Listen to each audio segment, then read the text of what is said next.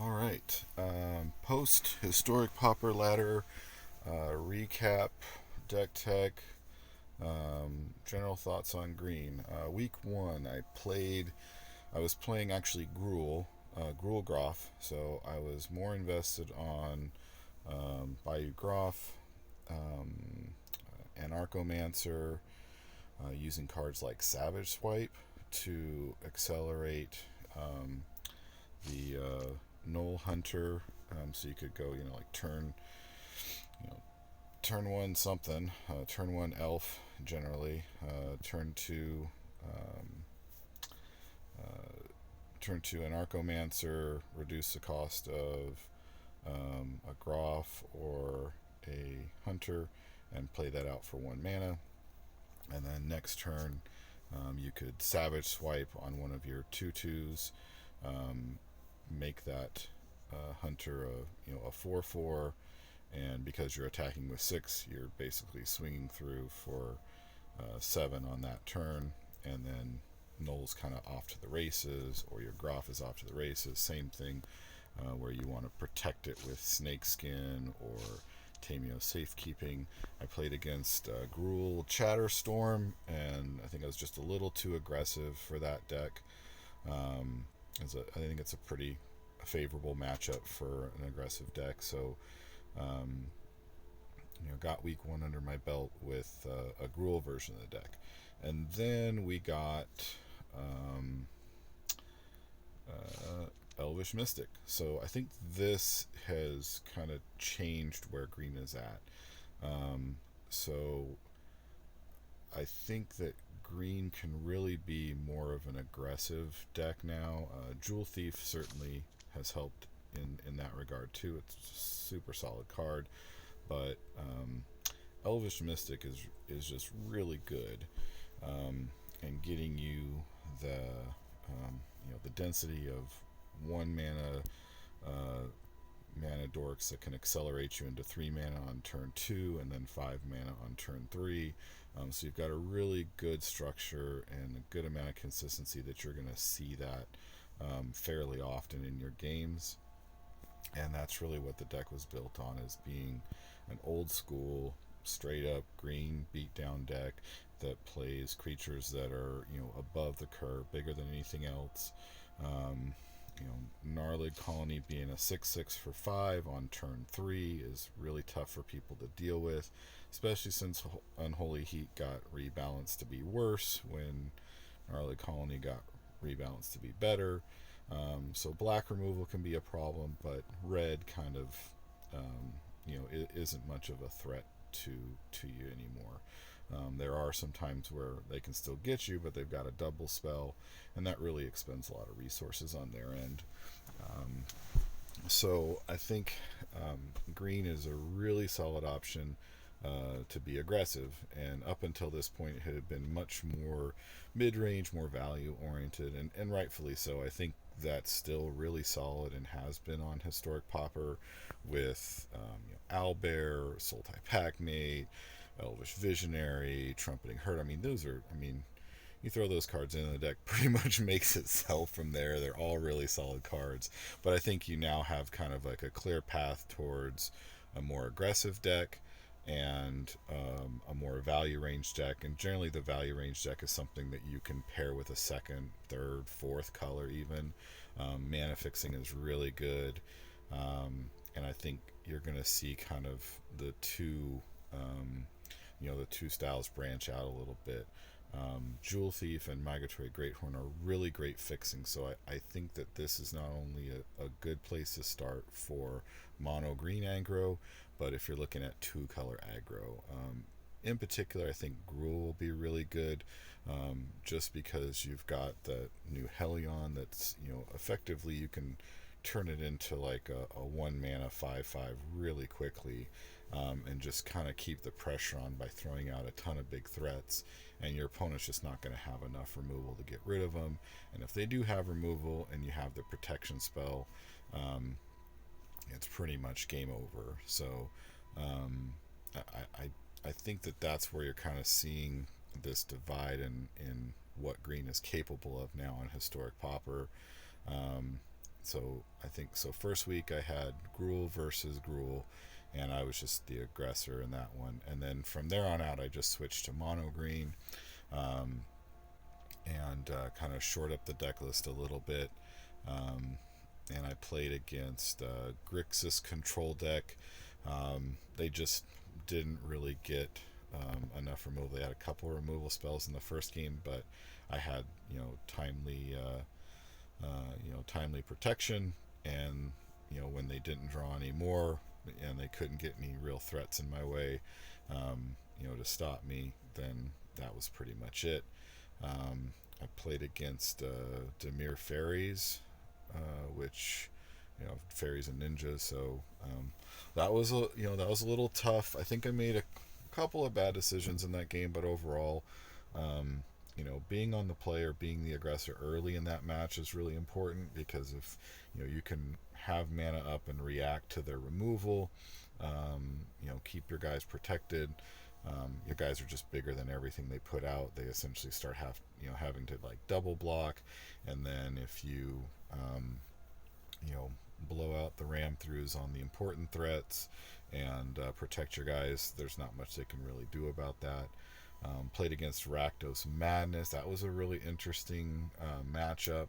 They were getting creatures that were kind of big enough to be in line with mine, but that was one where I think eventually I just kind of ran them out of resources, got into some matchups where they had to overly invest on some of their discarding and Manus plays, and then once everything was out and their hand was empty, they couldn't really make their guys bigger anymore, and there's just less of a threat there when they can't pump. So your guys are just naturally big, and they just, as long as they stick around, you're pretty good. Um, Played against a zombies deck, similar thing. Their guys are just a little too small when they get their removal out. If they get ahead of you, they can recur. In the Dimir version, they can recur the priest to kill off your bigger dudes, but if you're out ahead of them and you've got the protection, you can pretty much ride that one through. Lost to 4-color enchantments. That one was really just a rough week. I mean, variance happens. I mean, that's all I really learned from that week. That video had to get scrubbed because my wife was calling during the middle of all of it, so wasn't really focused. I don't think I really made any mistakes as a result. I think maybe there was something that might have given me a slightly better shot, but my opponent just had enough removal early on, and I never really got going. And so I mean, it always sounds like a cop out, but I think this deck being a little bit more aggressive, I still think it's favored in that matchup, and I think if it were played more, I still think monoGREEN would come out on top. But hey, I lost that week, fair and square. It happens, but variance I think was the biggest issue in that one, and it doesn't come up a lot. The deck is generally very smooth, very consistent, so I think it's one that I kind of have to find decks like that, and build my deck that way, just because playing on mobile for me is really one of the biggest challenges I face. I mean, my eyes are already poor and I can barely see what I'm doing, so that's a little bit of a struggle, and then I've got connectivity issues, just the mobile client in general, so I'm dealing with a lot, so I have to try and eliminate as many of those things as possible, and so most of my stuff is going to be pretty straightforward when I play. I'd love to play some of the spicier brews that I don't mind just going into the queues and throwing around, but I think I've played with a few people where we do a challenge match and I'll get midway through some weird storm combo deck, and then my phone freezes up, and it's the match has to end. So, and I don't want to do that for ladder. It's just not really enjoyable. I want to really try to enjoy myself with the games and have some fun matches. So so pretty straightforward. Go over the list again real quick. So Elvish Mystic, Land War Elves, 4 copies of each, giving you 8 mana dorks. Rosethorn was a little bit later addition to the deck because I have no humans in the deck, and it allows my elves to be a little bit aggressive early if I need to. Those would typically get swapped out for the extra protection spells, And I think initially the list started without. Um, it had, I think, Winding Way was in its place, and I may have had. Yeah, I think I had Winding Way, and then the extra Gnarlid and the extra Groff. In the later weeks, I was expecting people to adjust more to me and maybe have more removal in their packages, so I upped the count of my Tameo safe, added the Tameo safekeeping in the main board, which in the week versus the 4-color enchantments didn't matter because I never saw any, and then game 2 just flooded out and got beat. So I still think it was the right call, but it just didn't work out in my favor that time. Um, and then the final week I played against Gruul mid-range deck, and we'll go over that a little bit in more detail. But yeah, I like the Rose Thorn. Is it necessary? I don't know, but it was fun. I think it was a neat little addition. I think it has some pop. I wish there was something better that gave trample. In the Gruul version, you do have that equipment that gives trample, and I think that's something worth considering because that is a really good utility. So I can't remember the name of it right now. It's whatever, that lightning spear or something. I can't remember what it is, but it gives trample and +1/0, so you miss out on the toughness, but the addition of trample is really good, and being able to sack it and deal 3 damage to something was nice, and that really helped me it was in my Gruul build in week 1, and that really helped me. Um, but I think this gives you a little bit of early aggression. But then you back it up with Snakeskin. I would at least run the 4 copies. You could sub out the Tameo Safekeeping in the main, but I would still keep all 4 copies in the board. I think it's the next best backup. There's a case to be made for Ranger's Guile. However, Safekeeping I like because it does protect against Death Touch, and there are still people that bring that in or have that in their deck naturally. And the little bit of life gain can kind of throw your math off a little bit. I think if I'm trying to really gauge a more diverse metagame, that maybe I put in a little, you have like life goes on for a little extra life gain, which could be helpful. I didn't really see the need for it too much, but it was a little helpful in situations where I want to race. But I think really that indestructible is more important than the +1, the temporary +1/1 with Ranger's Guile. So I think that's the right call. And then you have one of those. I'm going to go a little bit over her, but you want to lead into a turn 2 typically with Jewel Thief. This is great. I think this this is kind of the workhorse of the deck. I think Vigilance and Trample, being able to block and attack and go through stuff and give you that extra treasure token to keep your mana up. It's a phenomenal creature, one of the best green creatures I've seen in a long time. The Great Horns came in, mutate, not the greatest mechanic. However, for this one, I think it is really good. It pairs with your elves. You've got no humans in the deck, so your Rose Thorn's great, your Great Horn's terrific. Gives you a 3/4 body for 3, gets another land out of your deck. So I think between the Jewel Thief and the Great Horn, if you're looking at making mostly green with a splash of a second color and still stay aggressive, I think that's really easy to do. Green's probably one of the best pairings with red. Gruul looks really solid going forward. I think maybe that's what I end up running next ladder, or maybe we try something a little bit different. I don't know. We'll see. But I think that's a really solid core of turn 1, turn 2, and being able to fix your mana from just a mono green into a 2-color deck. So you've got really good options there. And then your other good turn 2 play is Null Hunter. This could probably come out depending on what you put in for the other components if you're going 2 colors. If you're staying monocolor, I still think Null Hunter is a good choice, but certainly I think that's a spot where you can try and find some other options if you really want to. I like this guy just because there are times where you eat a turn 1 removal spell on your elf, and then turn 2, well, you put out a Null Hunter, and people are like, well, you can't allow that thing to get going.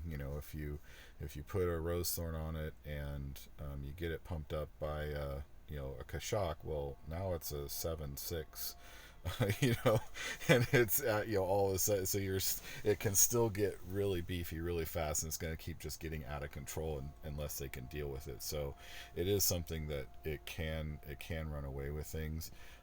Groff, obviously really good. You can play it on turn 2, so like turn 1 elf, turn 2 play your second land, land an elf, sacrifice the elf, put out your Groff, and now you still have a 5/4 with Snakeskin and Tameo Safekeeping potentially backing it up, or putting a Rose Thorn on it, making it a 7/5. So it gets, it's still a really dangerous threat. Gnarly Colony, such a good card after the rebalancing. 6/6 for 5 is really solid. And then giving all your other creatures that have counters on it, trample, with the Kashak being in there, and Snakeskin, putting counters on things, obviously. That makes other creatures have trample, so you can really put the pressure on without having to waste slots on mediocre green cards that grant trample, temporarily, or are too expensive. I think those are really good options. Kashak I mentioned, but one of my favorite cards. Really love it. Solid, just 4/4 for 4 with trample. Great stat line. Reinforce, great. Uncounterable. Scavenge, make something other bigger. And then a few ram throughs to take care of problem creatures. You don't have a lot against flying, but in the few times that I tested it against like more evasive decks, I just put out bigger threats. And when I'm crossing for 6, 7, 8 damage, and they're only chipping across for 3 or 4, usually are going to win that race. Safekeeping with a little bit of life gain will make the race even easier for you, and keeping off that enchantment removal. Groff coming in and sacrificing a creature that's been enchanted by Candle Trap or Passivism type effects. Getting really good. So sideboard, Relic of Progenitus in there for graveyard shenanigans, extra safekeepings, because if you're facing heavy removal, you want to have all of them in there. Mask Vandal and Fade into Antiquity. These are here because I expected to see more of the artifact lands, the indestructible artifact lands, bridges with Cleansing Wildfire. Just didn't see much of that, any of it really, which was kind of a shock.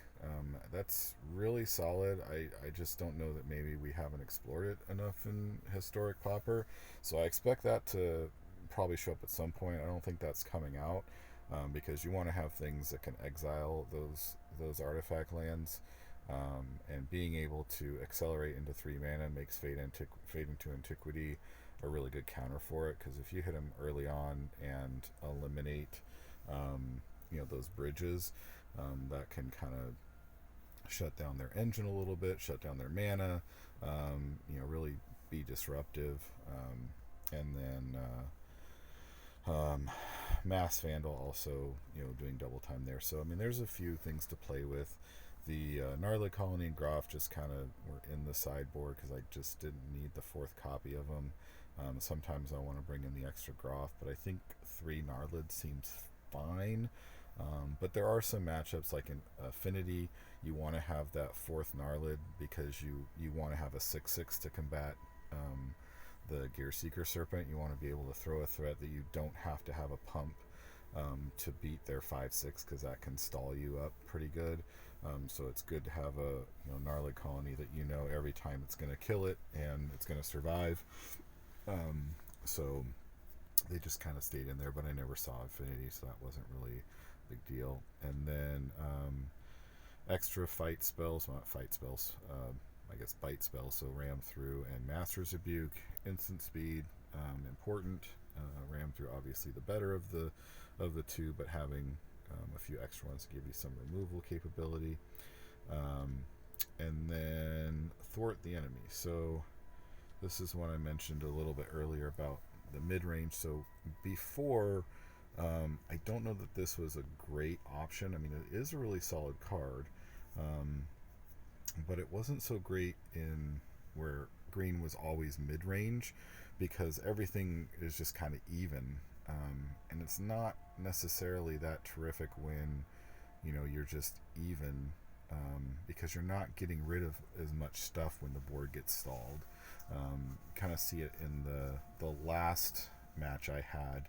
I was able to play this, so by playing creatures that are earlier and are bigger in general than what your opponent has, you're forcing like double and triple blocks. So when thwart happens, you have a better chance of killing off more stuff and maintaining just a larger board. And then if you're doing more mid-range than mid-range, where everybody's stats are fairly equal, they just kind of put favorable stats. Half the things don't die. Some mirrors get through, some mirrors don't.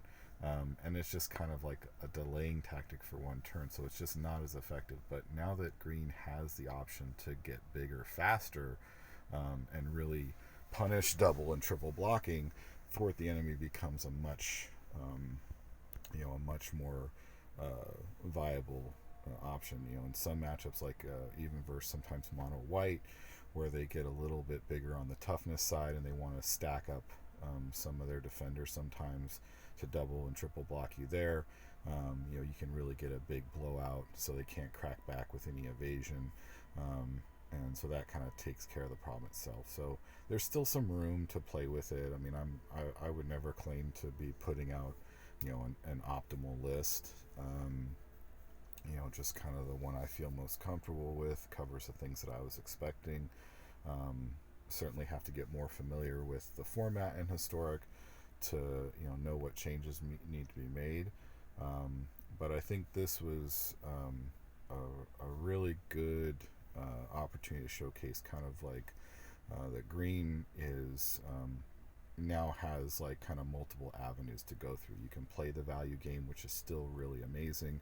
I mean, this shell can now work really good in a mid-range shell too. Like I think it's something where you can still justify running all those mana dorks, because you can still run Migratory Greathorn and Jewel Thief, and then you could add in like the blue mutate guy and Mole Drifter. So if you go turn 1 Elf, turn 2 Thief, and turn 3 Mole Drifter, 2 more cards, or the Heron, mutate onto something, 3/4 flying on your mana elf. I mean, so Simic looks really good.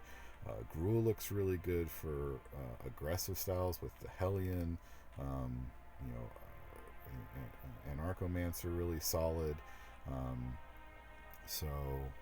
Golgari, not really sure about black green. I think it's possible. You still have a lot of great cards to throw in and a lot of options there. The only thing that I worry about Golgari is it's you tend to end up being kind of governed more by the graveyard and less, putting more removals. So you do come into more of a. It just doesn't feel quite as aggressive, whereas this is kind of like, hey, I'm putting my stuff out, I'm protecting it, and I'm just gonna, keep knocking on the door until you let me in. Whereas Golgari is more of like, I'm gonna put some stuff out there, but then I've got to remove some of your stuff to get the work done. So I don't know where that one ends. That isn't better. Better handled by Gruul or Simic, or even like Selesnya, or a 3 or 4 color option. So I don't know that green black is necessarily great, but I think that green black still has some very solid options. So really anything mid range looks great in green, with with Mystic now in there.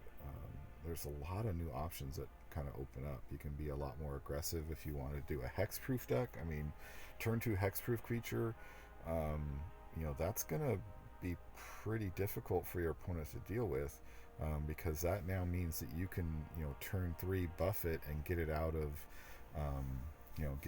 range of suffocating fumes. You just have to now be careful of sacrifice effects. Yeah, I mean, I really like how green's opened up quite a bit. There's a lot of different avenues to take green. I don't know if I'll stick. I mean, who am I kidding? I'm gonna do something probably green based the next time a ladder comes up. I just don't know, where I'll go with it. If it's gonna be, stay aggressive with a 2-color aggro, stay mono green, do something more mid range, try something a little bit more funky. Um, but yeah, I like green's range now. It seems a lot more diverse. I think it's kind of broken away from just being, mid-range value component to 2 and 3 color decks. That still remains strong, but I definitely think it can be a player in more aggressive shells. But again, I'm new. I'm coming from a pretty old school perspective because that's kind of how I like to play. I'm just kind of excited to see that it seemed to work out and be viable. Hopefully you like it too. Comments if you like, Discord, or on the